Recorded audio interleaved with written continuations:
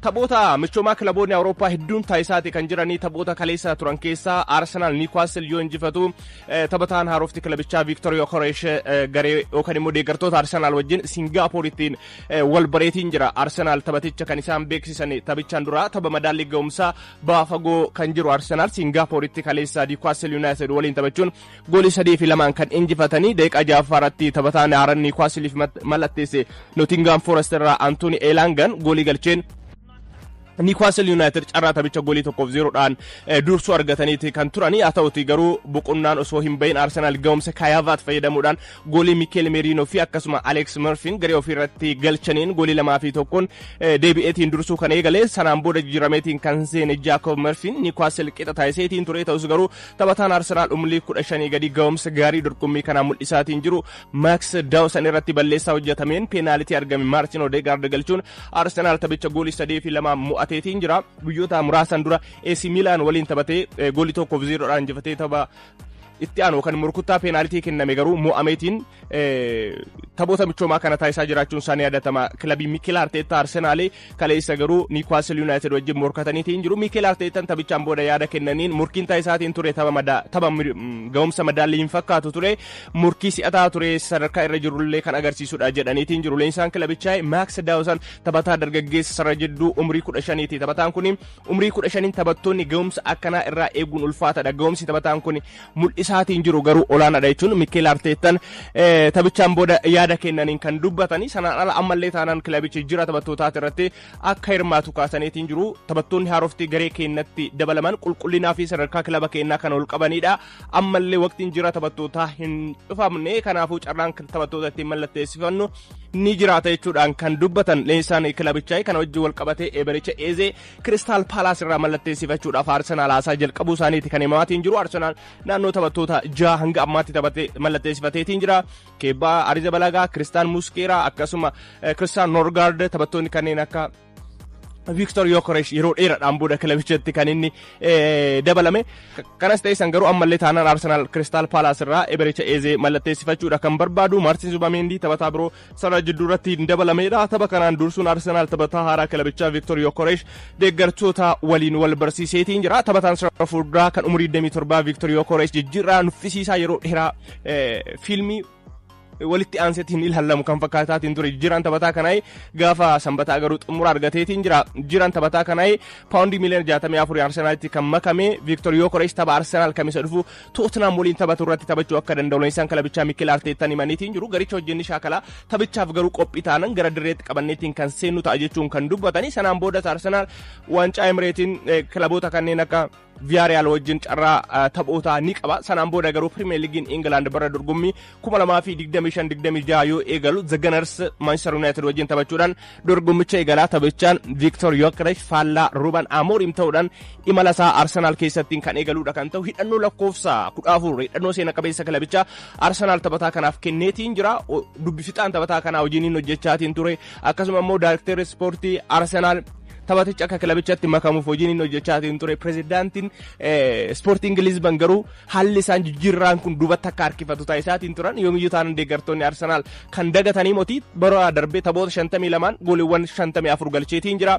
Taphattoonni sarara fuulduraa Arsenal keessa jiran waggoota darban goolii hanganaa galchuudhaaf kan itti rakkachaatiin jiran waan ta'eef simboo kan immoo morkattummaa Arsenal seenaa waancaa liigichaa milkeeffachuuf yookaan abdii hawwii waancaa liigichaa milkeeffachuuf qabu kana karaa qabsiisaa fi eeggamaatiin kan jiru Victor Yokeresh. Kanas ta'esan hidhannoo lakkoofsa 14 taphataan seenaa qabeessi kilabichaa Terry Daniel Henry uffatee taphachaatiin ture taphataa kanaaf kennameetiin jira. Tapha michoomaa birootiin Manchester United West Ham United waliin taphatee injifateetiin jira. Taphicha goolii 2-1 tapha madaalli ga'umsaa kilaboonni Premier League England Ameerikaatti waliin morkachaatiin jiranii. Manchester United kaleessa New Jersey Stadiumii MetLife'tiin West Ham United waliin taphachuun goolii 2-1 kan injifatan. Taphicha dursan taphattoota Manchester United Bruno Fernandes dogoggora goolii eega West Ham Alfonso Areolatti fayyadamuun goolii lamaan ittiin injifatan galcheetiin jira. Taphataan kun Bruno Fernandes goolii jalqabaa daqiiqaa 5 irratti peenaalitiidhaan boqonnaadhaan deebii garuu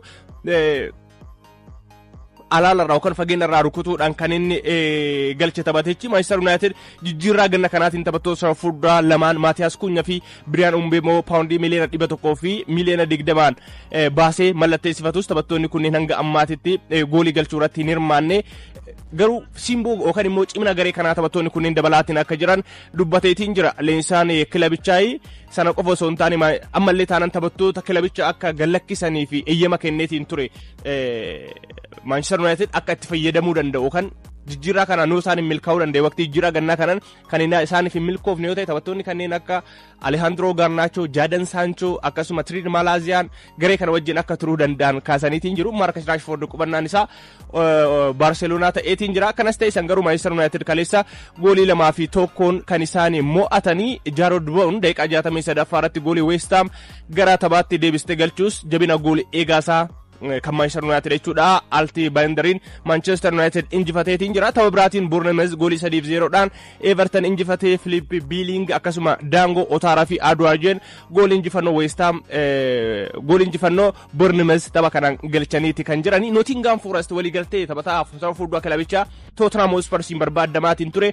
Morgan Gibbs White waggaa 5 dheeresseetiin jira. Taphataa sarara gidduu lammii England mallatteessifachuudhaaf Tottenham fedhii olaanaa qabu mul'isaa turus Gibbs White walii galtee gashaniitiin City Ground turuudhaaf mallatteesseetiin jira. Tottenham walii galtee £60 miliyoona 60 kaffaluudhaan Morgan Gibbs White qorannoo fayyaa taasisuuf murtaa'eetiin turus hin milkoofne. Nottingham Forest walii galtee seenaa kilabichaatiin riikaardii ta'e walii galtee waggaa 5tiin Gibbs White tursiisuu kan filatanii Morgan Gibbs White bara 2024 £42 miliyoona 42.5 Wolves irraa Nottingham Forest yoo makamu walii galtee waggaa 2 qaba ture. Taphoota 118 kilabichaaf taphateen gooliiwwan 18 galchuun kubbaa goolii ta'an 28 waayilansaaf kan mijeesseetiin kenne abbaan qabeenyaa Nottingham Forest Evangelos Marinakis kilaboonni hedduun isa mallatteessifachuu barbaadanis nuti garuu isa waliin garee cimaa ijaaruuf hojjenna barbaanna jechuun gareen isaanii isarratti akka ijaaramu kaasaniitiin jiru. Odeeffannuma jira taphattoota wajjin wal qabatu birootiin Bayern Munich £65 miliyoona Luis Diaz Liverpool irraa mallatteessifachuuf walii galuun isaa himameetiin jira. Kun deeggartoota Liverpool kan gammachiisu hin fakkaatu. Haa ta'uti garuu mallaqni taphataa kanarraa argamu taphataa qaxalee sarara fuulduraa biroo akka isaaniif fiduudha. Deeggartoonni kilabichaa kan abdeetanii kilabii Bundesliga Bayern Munich mallaqa adeemsa keessa kaffalamu waliin euro miliyoona 75 yookaan immoo paawundii miliyoona 65.5 Luis Diaz mallatteessifachuudhaaf Liverpool wajjin waliigaltee irra ga'uusaatiin miidiyaaleen kan gabaasanii Bayern Munich taphataa lammii Kolombiyaa Luis Diaz mallatteessifachuuf torbee darbee paawundii miliyoona 58.6 Liverpooliif dhiyeessuus fudhatama dhabuunis ni yaadatama. Liverpool tapha AC Milaaniin goolii 4-2 mo'aman irratti gaafa sanbataa miseensa garee Liverpool keessaa hir'ifameetiin ture. Luis Diaz waama jijjiirraa kana xumuruuf akka ta'edha kan gabaafame. Garee Liverpool Eeshiyaa jiru waliin kan argamu Luis Diaz gara Awurooppaa imaluudhaan qorannoo fayyaa akka taasisullee eeyyama argateetiin jira. Bara 2022 ture Luis Diaz paawundii miliyoona 37 Poortorraa kan Liverpooliif mallatteessee taphoota 148 gooliiwwan 41 galchee bara darbee dorgommiilee hundaan gooliiwwan 17 yoo galchu Premier League gooliiwwan 13 galchuun shaampiyoonii Premier League England akka ta'uuf kilabichi kan gargaare. Luis Diaz amma garuu warra Bavaariyaanitti makamuuf dhiyaateetiin jira. Liverpool taphatichi kilabicha akka gallakkisuuf eeyyama kan kenne. Liverpool bara kana taphattoota sarara fuulduraa kanneen akka Florian Wirtz fi Hugo Ekitike yoo mallatteessifatu Alexander Isak mallatteessifachuuf kan yaalaatiin jirani. Yaaliin isaanii jalqabaa immoo taphattoota kilabicha keessa jiranirraa mallaqa argataniin taphataa kana gara kilabichaatti fidachuudha. Al Nassr paawundii miliyoona 43.7 Joao Felix Chelsea irraa mallatteessifachuuf walii galeetiin jira. Taphataan umrii 25 lammiin Portugal garee Enzo Maresca Chelsea keessatti bakka yoo dhabu gara Riyad imaluun qorannoo fayyaa akka taasifatuudha eeyyama kan argate. Taphataan kun taphataa qaalii addunyaati. Taphattoota sadarkaa sana keessa jiran keessaa tokko. Joao Felix taphataa dargaggeessa umrii 25 irratti kan argamu. Kilaba isaa duraanii Benfica barbaadamus Cristiano Ronaldo waliin hariiroo gaarii qabuun gara Saudi Pro League yookaan immoo gara liigii Saudi imaluu filateetiin jira. Chelsea bara darbe paawundii miliyoona 45 Joao Felix Atletico Madrid irraa yoo bitatu walakkaa bara darbe ergisaadhaan AC Milan turuun ni yaadatama. Paawundii miliyoona 5 argateetiin jira. Yeroosi amma immoo paawundii miliyoona 43.7 Al Nassritti gurguruuf kan walii galan warri cuquliisoo ta'e. Chelsea baasii fi galii isaa wal madaalchisuudhaaf taphattoota akka Noni Madueke gool eegdota Pektovic fi akkasuma Kepa Arrizabalaga gurguruun ni yaadatama. Taphattoota akka Raheem Sterling, Ben Chilwell akkasuma Renato Vega fi Armando Broas gurguruuf illee barbaadaatiin jira. Chelsea haa ta'uti garuu taphattoonni kanneen akka Liam Delap, Joe Perro, Jamie Gittens mallatteessifachuudhaaf Chelsea paawundii miliyoona 212 yoo baasu ammallee Javi Simons fi Joral Heto mallatteessifachuudhaaf fedhii qabaachuun isaanii himameetiin jira. Haalli isaan Enzo Marescan garee isaanii cimsachuuf taasisaatiin jiran akkuma jirutti ta'e taphattoonni kilabicha keessa jiran garuu gara kilaboota birootti deemuudhaaf kan karaa irratti argaman jechuudha. Waancaa dubartoota Awurooppaatiin eda England Spain injifachuun yeroo lammaffaaf shaampiyoonii taateetiin jirti. Biyyattiin ni yaadanna. Kanaan duras waancaa dubartoota Awurooppaa kana yeroo jalqabaa milkeeffachuun ni yaadatama. Kaleessa garuu shaampiyoonii waancaa addunyaa wajjin kan isheen murkatte. Waancaa addunyaatiin ammoo Spain England injifachuudhaan goolii 1-0dhaan kan isaan shaampiyoonii ta'aniitiin turanii. Waancaa Awurooppaatiin garuu England haaloo kana baafatteetiin jirti jechuun ni danda'ama. Waancaan Awurooppaa dubartootaa kun qopheessummaa Switzerlandin dorgomaatiin ture. Kaleessa yoo goolabamu England penaalitiidhaan goolii 3-1 Spain injifachuun shaampiyoonii kan taate taphattuun Arsenal Mariona Caldanteen boqonnaadhaan dura Spainin dursa qabachiifteeti kan turte. Haa ta'uti garuu Laura James jijjiiramteetiin kan seente Cole Kellan kubbaa mijeessiteetiin kennite Alisa Ruusoon galchuun kan isaan qixxaatanii taphni idileetillee kan daqiiqaa dabalataa 120 gidduuttis tokko qixaanii kan xumurame isaan gara penaalitiitti kan ce'ani. Gama Spainin taphattoonni murteessoon garichaa taphattoonni kanneen akka Mariona Aitana fi Paruloon penaaltii laafaa rukutaniitiin jiru. Carraa garee biyyaalessa Spain kan fashaleessan jechuudha.